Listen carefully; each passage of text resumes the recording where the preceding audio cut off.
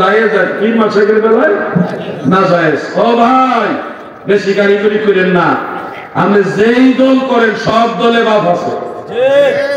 আপনি বলবেন আমি আহলে হাদিস করি, আপনার দলে বাপ আছে। আপনার দলের বড় বাপ কে জানেননি? আহলে হাদিসের দলের বড় বাপের নাম আব্দুর রহমান মুবারকপুরী। ওনার লেখা কিতাব নাম হলো তুহফাতুল আহওয়াজি শরহে জামিউত তিরমিজি। ওইটার একেবারে কভার পেজে দেখবেন ওনার নামের সাথে লেখা আছে আবুল উলা।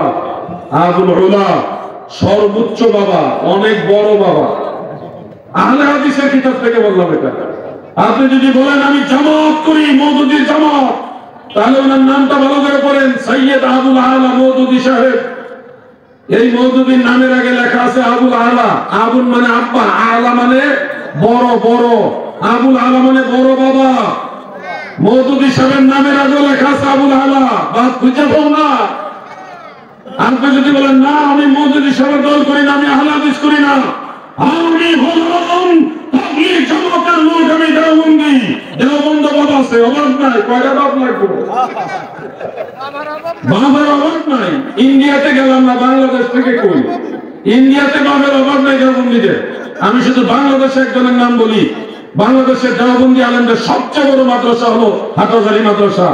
সেই মাদ্রাসা শেখুল হাদিস আল্লামা মুমতাজুল করিম সাহেব, ওনার নামে উপাধি হলো বাবা হুজুর। আপনি গুগলে সার্চ দেন, ওনার নাম দেখেন, পাই যাবেন।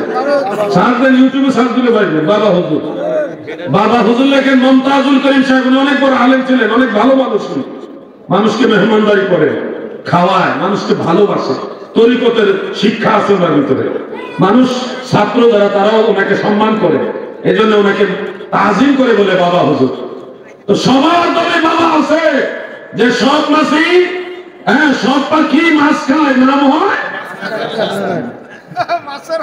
আমাদের দক্ষিণবঙ্গের এক বিশ্বাস কয় পীরের বাবা ডাকা যাবে না। শোনো, পীরের বাবা ডাকা